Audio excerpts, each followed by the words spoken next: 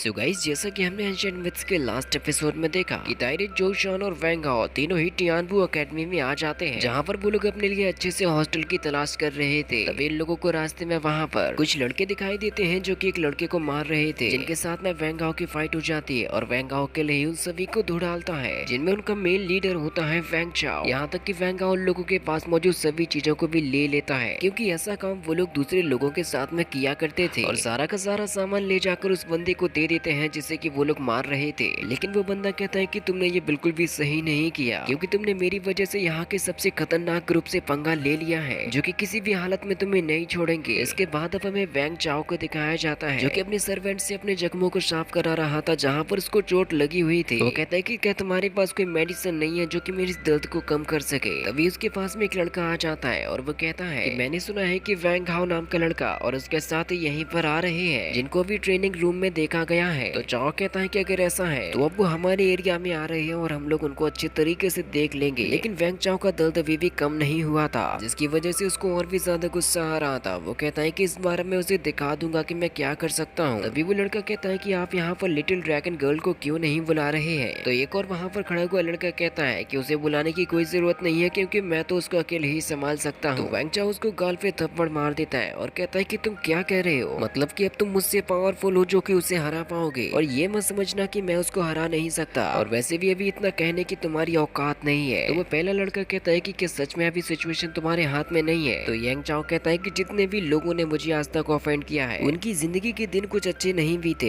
इसीलिए अब यहाँ से चाओ और बॉस को बता दो कि कल हमारे साथ में क्या हुआ है, वो खुद ही उसके साथ में निपट लेंगे। तो वो लड़का कहता है कि क्या सच में मैं टियान फॉर को ये बता दूं। तो यंग चाओ कहता है कि वो बंदा कोई कमजोर नहीं है, उसने ऐसे ही स्टेज 2 के 7 सीज को कंप्लीट नहीं कर लिया, और ये तो बिल्कुल ही नामुमकिन है कि वैंग हाओ उसे हरा पाएगा। मुझे पूरा पूरा भरोसा है कि वैंग हाओ का मरना इस बार तय है। वहाँ पर जैसे ही वैंग हाओ एंट्री करता है, कुछ लोग आपस में बात कर रहे थे कि ये बंदा तो सच में हिम्मत वाला है जो कि यहाँ तक आ गया। कल उसने जिस बंदे को हराया, मुझे लगता है कि कल उसका बैड लक चल रहा था। तभी वहाँ पर सभी लोगों को हटाते हुए एक काफी खतरनाक सा बंदा आ जाता है। वो कहता है कि मुझे वैंग हाओ नाम के बंदे से मिलना है, और फिर वो जो शान और वैंग हाओ के सामने पहुंच जाता है, जहाँ पर वो जो शान से कहता है कि मुझे लगता है कि तुम ही वो होगे, और वो उसके ऊपर वार करने लगता है। लेकिन वैंग हाओ ने उसको वहाँ पर पहले ही रोक लिया था, और वैंग हाओ कहता है कि उसे मत मारो, मैं वैंग हाओ हूँ, और वैसे तुम बताओ तुम कौन हो और हमारे ऊपर वार करने के लिए क्यों आ गए। तो वो बंदा कहता है कि मैं तुमसे यहाँ पर बातचीत करने के लिए नहीं आया हूँ, तो मुझे पहले ये बताओ कि तुमने मेरे लिटिल ब्रदर को परेशान क्यों किया, तुमने उसे मारा,